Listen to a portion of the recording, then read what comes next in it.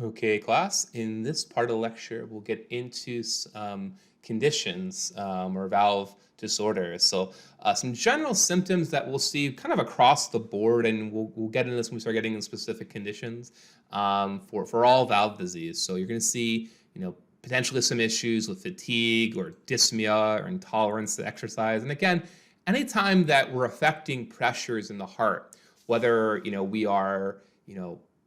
have a valve that's popping open when it's supposed to be closed or not opening as well, it's going to impact cardiac output, and it's going to make the heart have to work harder, right, to get pressure, right, and blood, to oxygenate tissues, including the lung and the heart itself. Remember, the heart gets its, nutrition, gets its blood supply, its perfusion from pumping. It doesn't just get blood from it filling. It has to pump and feed itself. So if we have impaired cardiac output, it's going to affect the lungs and how well they're oxygenated.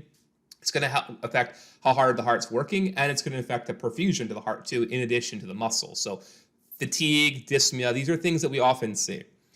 Palpitations, we'll get into this as well. When the heart opens, when the valve opens in the heart irregularly, right?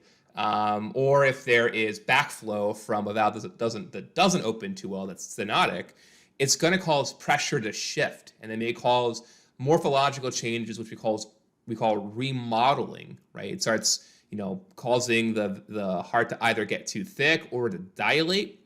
And if you remember from our ECG lecture, this concept of electromechanical coupling, that electrical events dictate mechanical events, but also mechanical events can also, affect the conduction system, and therefore electrical events. If we start changing the morphology, right, or the geometry, right, of the heart muscle, it's going to affect the conduction system. And we often see palpitations because of some of the dilation or hypertrophy that occurs with valve disease. We're going to see murmurs, right? So murmurs are onomatopoeias because they sound kind of like murmur when you listen to them. These are produced due to the turbulence in blood flow that occurs due to a valve disorder, whether it's stenotic or if it's regurgitant or incompetent or prolapsing even. We may also get some chest pain and angina. Again, there may be a mechanical limitation due to the valve where no matter we just can't get to a certain cardiac output, right? Again, the heart feeds itself from pumping. So we may get to a point, usually it's at a predictable work rate, that there may just be a mechanical constraint to the heart's ability to pump and perfuse itself, leading to ischemia in the myocardium, which then, of course, leads to chest pain, angina. We talked about that imbalance in myocardial oxygen supply, right, and demand, right? And again, these patients with valve disease are often working a little bit harder because of the differences in pressures or volumes in the heart, requiring to either contract a little bit harder, or maybe there's morphological changes. Orthopnea. Now, orthopnea is a feeling of shortness of breath when you're laying flat, and this is common in aortic stenosis. We'll get into that. Orthopnea, again, you get short of breath when laying flat. Now, this is due to the fact that and this occurs more often in aortic stenosis or left-sided valve disorders. When we lay flat, we have that shunting of blood that kind of comes towards the mediastinum. If we have problems getting blood downstream into the aorta, into the peripheral circuit, or our peripheral arterial circuit, we end up having backflow of fluid into the lungs. We have too much fluid. We raise filtration pressure, causing fluid, right, to disrupt that alveolar capillary interface, leading to shortness of breath. Dizziness is also another common symptom, and pitting edema, again, going back to if we're depending on how we're preventing flow of blood, we can backflow into the periphery or into the venous system. That's really more of right-sided valve disorders, right, where we're preventing blood from getting through the right side into the lungs and downstream, so it backs up to where it came from. Again, right side gets its blood from the periphery. If we can't get blood through or out of the right side, it's going to back up, and that's going to back up into the periphery. It can also happen with really severe left-sided conditions like aortic stenosis, but that would be a very, very severe case. Now, again, we're talking about remodeling. If we look at the heart, now there's two different variants of this remodeling. There is eccentric hypertrophy and concentric hypertrophy. We're not going to get too deep into it, but eccentric hypertrophy is when we have a relatively normal wall thickness. So if we have this example here, the wall stays about the same. It doesn't get much thicker, but the mass is increased because the chamber size has increased. So the total mass, right, has increased. Whereas in a concentric remodeling, we see the thickness of the wall gets much thicker, right? And we can often see this in different variants. Aortic stenosis is a big culprit for this. Hypertensive heart disease can lead to this as well. We'll get more into this in our cardiomyopathies, the differences between eccentric remodeling, concentric remodeling, and hypertrophy. Hypertrophy really referring to changes in mass versus just changes in wall size, and we'll get into more specifics. But eccentric is the mass increases, the wall thickness doesn't change. That's generally how we view eccentric remodeling and hypertrophy. Whereas concentric, typically the mass also increases, but it's really characterized by an increased thickness in the wall, right? So the wall gets thicker, and we often see sometimes that the overall mass increases as well. So pathophysiology, now there can be congenital causes of valve disorders. There's some genetic conditions, like when you have maybe a bicuspid aortic valve. That's a pretty common one. Different maternal exposures to teratogens. And then there's acquired ones. So there's generally a gradual fibrosis of the valves as we age. We'll touch on some of those things in we touched on some of those things in the cardiovascular lecture, and we'll go over in that sync session. But there's a gradual fibrosis that we see. Most of these conditions, most valve conditions, occur after age 50. And like 1 in 10 people above age 75, I believe, have some sort of valve disorder, and often it's aortic stenosis. So these are pretty common. Most of them happen on the left side due to the higher pressures that are imposed on the left side. Again, we're pumping into the into the aorta, which again are mean pressures in the arterial circuit. The peripheral arterial circuit runs between 75 to 100. Right, so it's a little bit higher pressure versus our pulmonary side, which is a lot lower, right? So at most 20, millimeters of mercury, and ideally a lot lower. So we typically see it on the left side, and there's an example here of a stenotic aortic valve. Now, again, just showing you the prevalence of different conditions. So this is looking at moderate and severe aortic and mitral valve disease. Again, left side's pretty common, and things really start to skyrocket after we hit age 50, and especially we get into older years. So if you're going to be working with geriatric populations, this is something that you're going to see. Again, about 1 in 10 people have some sort of valve disorder, because again, like your heart gets a little bit older, right? There is some changes to the geometry. The heart gets a little bit more orbular or more spherical, which changes the geometry of how the leaflets fall on each other. There's going to be some fibrosis in the aortic valve as we age, maybe some calcification, which is going to make it harder to open. So it's not too uncommon for us to see some form of aortic or mitral valve changes or pathology in older populations, just due to the normal aging processes that occur with the heart, right? We're beating against high pressures for a long time. You can think of it analogous to brake pads. Like they eventually wear down, right? We may actually need to replace them, and we'll go over that in our cardiac surgery lecture next week.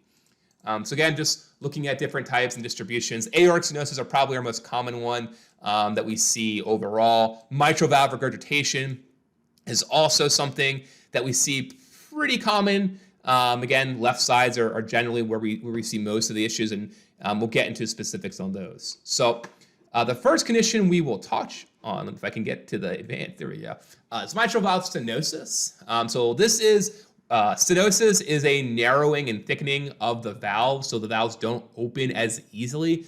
This primarily occurs in females. It's primarily due to rheumatic heart disease, which affects kind of everything. There can be other conditions. So if you can have a congenital lesion, like a parachute mitral valve, so instead of having leaflets, right, chordae tendineae, they go to multiple different papillary muscles. They all go to one, which kind of affects how well they open and stay closed.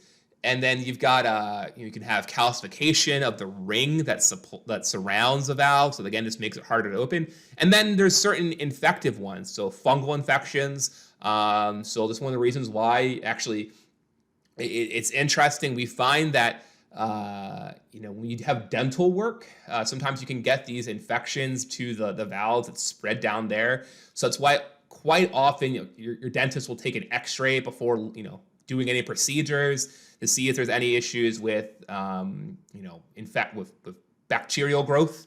And you may often be given a prophylactic antibacterial or antibiotic prior to surgery, just so you avoid any of these infections and vegetations forming along your valves. So mitral valve stenosis, again, the leaves don't open as easily, ends up leading to increased resistance to flow between the left atrium and the left ventricle. Now, what this ends up causing is a pressure overload. Like we had mentioned, if we affect the flow of blood, it's going to affect pressure moving between chambers. So if we have a valve that's supposed to be open to allow blood flow to flow through from the atria to the ventricles, it's going to cause the left atria to get a little bit hypertrophied, which can lead to backflow of fluid, right? Because we can't completely empty the left atria. It's going to backflow to the pulmonary veins and then back into the lungs, which can lead to pulmonary congestion because there's too much fluid. It raises pulmonary pressure, so you can see pulmonary hypertension. And when we have too much pressure in the right side, we can lead to higher filtration pressures, leading to congestion and disruption of the alveolar capillary interface. And if the pulmonary pressures are high enough, again, remembering our right side of our heart is pretty thin, does not accommodate well to increases in pressure, we can lead to right heart failure for mitral valve stenosis. Patients often get dyspnea on exertion, again, because the heart has to work a little bit harder to move that blood from the left atria into the left ventricle. So they may get some dyspnea. You're going to hear a murmur, primary during diastole, because again, that's when things are sort of filling, right? When blood's moving across across that valve, it should be open. It's not opening. So you get a little bit of diastole, or a little bit of an extra sound because of that turbulence during diastole, so diastolic murmur. You may hear a snap too if it eventually pops open. And because of that left atrial hypertrophy, right, and stretching and remodeling, it can lead to arrhythmias because again we're disrupting the normal morphology of the heart, leading to arrhythmias. So these patients are at risk for AFib, other conditions like that.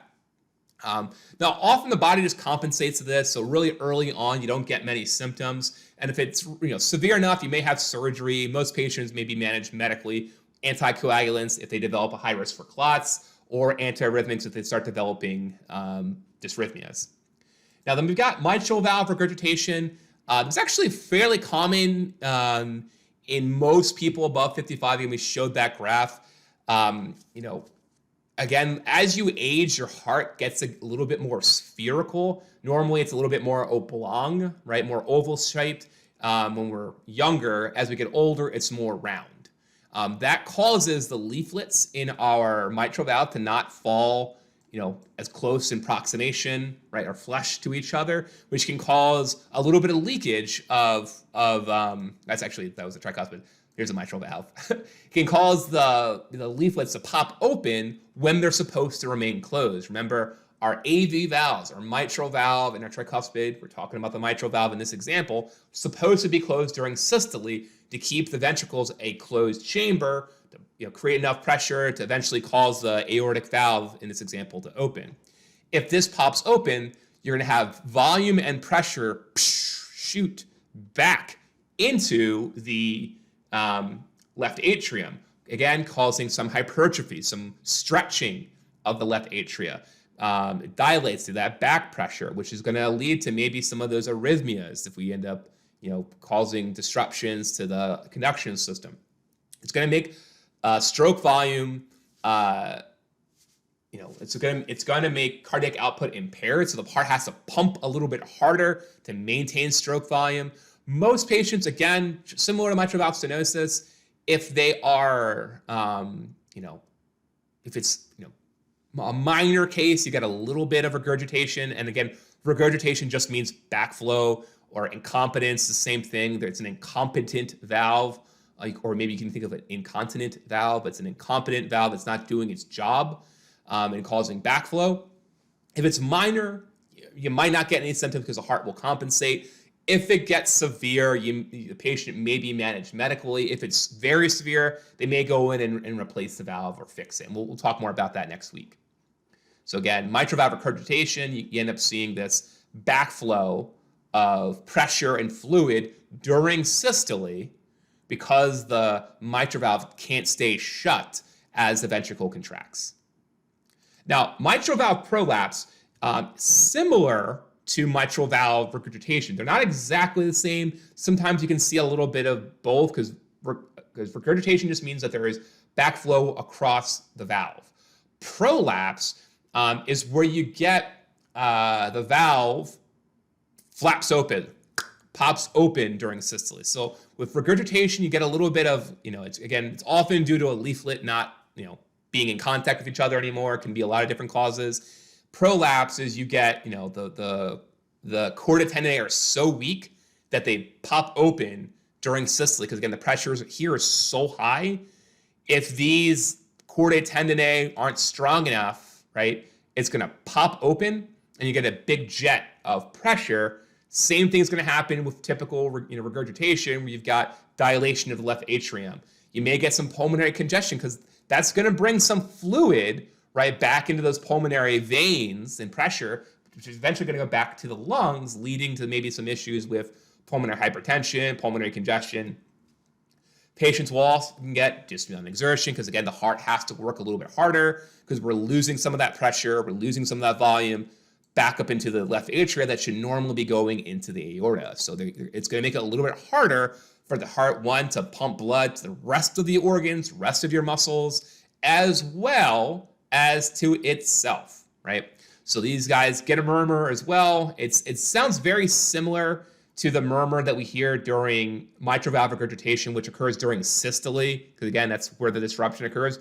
But we have this very pronounced click noise because the valve clicks open during systole. And then aortic stenosis, again, a thickening, a calcification, or both of the aortic valve.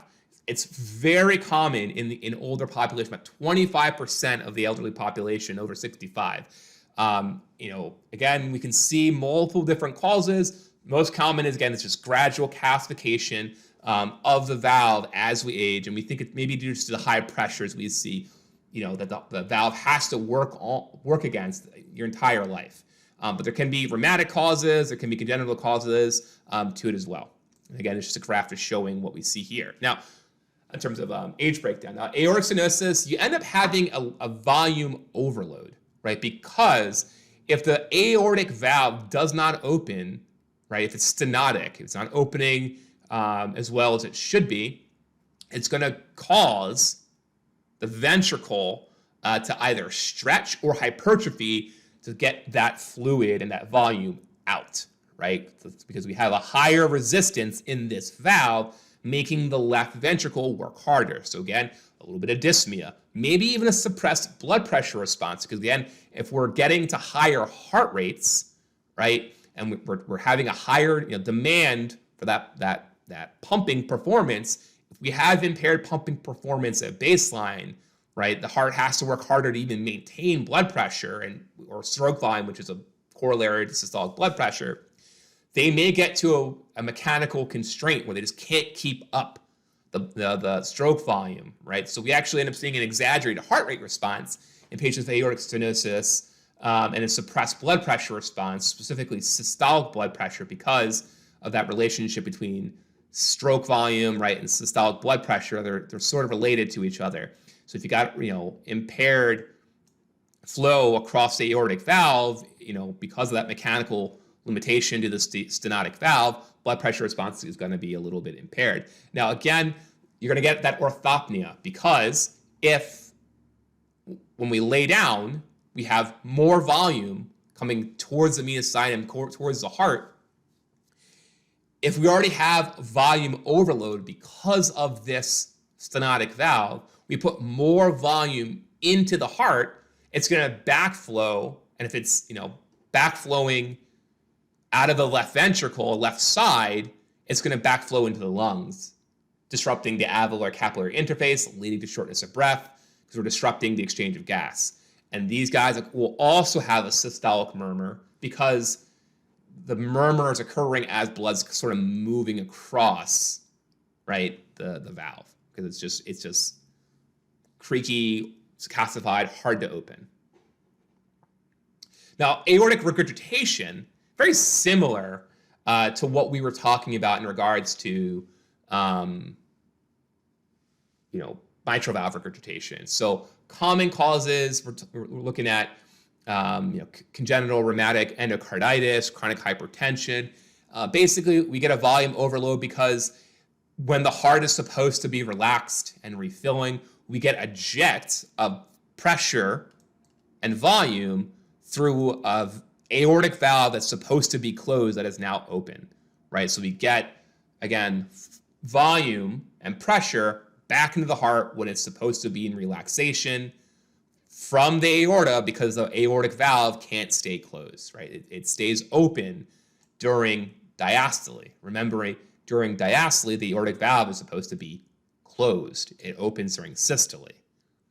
So these guys may get a little bit of dyspnea during exertion, right, because of the changes in dynamics and pressures, and a little bit of remodeling. The left ventricle is going to dilate because that pressure jet that's going to push into that left side. And if it's the jet is high enough, it may actually cause the left ventricle to start developing concentric hypertrophy, because it actually has to work against that jet a little bit during late diastole. So you end up getting a little bit of thickening of the heart muscle because it has to work against an additional jet of pressure that's not really supposed to be there. And these guys will get a diastolic murmur because the turbulence is occurring during diastole. Again, pressure is coming across an open aortic valve that should be closed. Now, again, just some basic exercise considerations, close monitoring of RPE. Low muscle perfusion may limit exercise because, again, we're impairing pumping performance generally. There's going to be a suppressed blood pressure response, especially in aortic stenosis because of that impaired pumping performance downstream.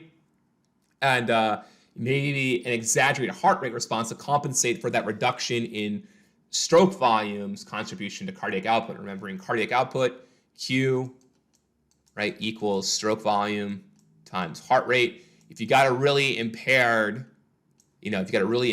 stroke volume, heart rate's going to have to increase to keep this balanced, right? But there may be a point, right, where there's going to be just a mechanical limit, and then stroke volume, which again is related to the systolic blood pressure, just doesn't increase as much, and we're really heavily reliant on heart rate.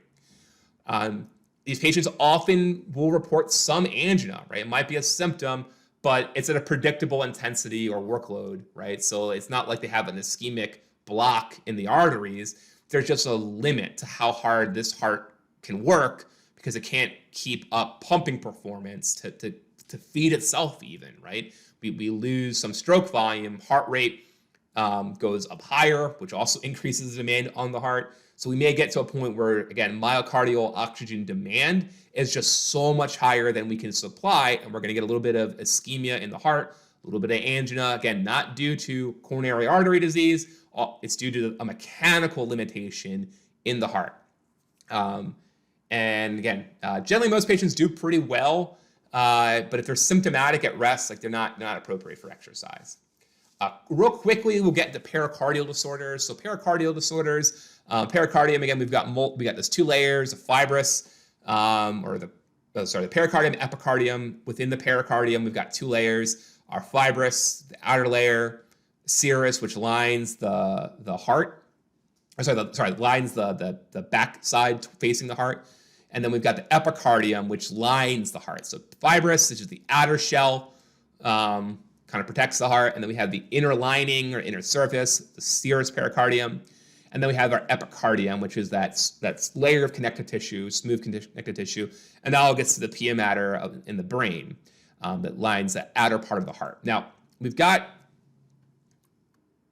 our model here. Again, this pericardial space, which is potential space. And then we have the pericardial fluid, which is kind of small. I think at most 5 milliliters, that allows the heart to pump, and glide and slide in a low friction area. Now there can be certain conditions, right, where we end up having swelling, irritation of the pericardium. So if you get a viral infection, a bacterial infection, this actually happens quite often after open heart surgery. We have to cut open the pericardial sac to access the coronary arteries to perform surgery on them. Sometimes that pericardium can get a little bit irritated after, obviously, like any wound or after surgery. Can get a little bit irritated. Radiation therapy can cause a little bit of pericarditis because it's going to affect that tissue. Now, these patients will get some sharp retrosternal chest pain because, again, like there's nerve fibers there. It's going to feel like it's that they're having a heart attack because it's the fiber or the fibrous tissue surrounding the heart. Now, the classic presentation for pericarditis is that they've got this chest pain that improves when standing up and leaning forward and worsens when laying flat or coughing. Quick way for us to differentially diagnose someone with chest pain is, again, we talked about press on their chest, reproducible by palpation, probably not a heart attack. If it changes with position, if they lean forward, right, and it gets better and gets worse by lying back, because it's kind of putting a little bit of stretch on the pericardium. If it changes due to positions, probably a pericardial dysfunction. And they also have this friction rub and auscultation where you hear this kind of rubbing noise. So if you could put your hand over your ear and rub the back of your finger, that's kind of what a pericardial friction rub sounds like. We got an audio file for you guys to practice with, in your additional resources, but you'll often hear this friction rub and auscultation. And it's because of the irritation and inflammation in that pericardial tissue that's, rubbing basically every time the heart pumps and beats. The other signs as well, patients will report a history of maybe an infection, right, of some kind, viral, bacterial, or fungal, or they had a recent procedure to the heart. Pericardial effusions are accumulation of fluid in that pericardial space. The symptoms, the causes are similar to pericarditis. You can also see this sometimes with a very high, impact chest wound. And there's other causes, but sometimes with infections or really bad, out of control pericarditis, you can get a little bit of effusion, so swelling in that potential space. This can be really dangerous because if the pressures and the fluid gets so high that the heart can't expand, right? It'll impair its ability for heart to pump and beat effectively. And what you end up seeing is really bad dyspnea, pressure, and you may even see some dysphagia. You may even get some jugular vein distension because basically this hydrostatic pressure of this fluid is pressing against the heart, not allowing it to contract and beat. And you end up seeing fluid back up into the jugular veins, right, because the heart's just not pumping effectively. So this can progress to a thing called a cardiac tamponade, just very, very severe effusion. And that's not good. The mortality rate for that is really, really high. So if this is ever identified, patients will get a little needle and they'll, kind of aspirate and drain this pericardial desis. So that's valvular dysfunction and pericardial dysfunctions. We'll get into cardiac auscultation, and then in later lectures, we'll go over how do we actually treat this surgically if these cases get very, very severe. All right, thank you.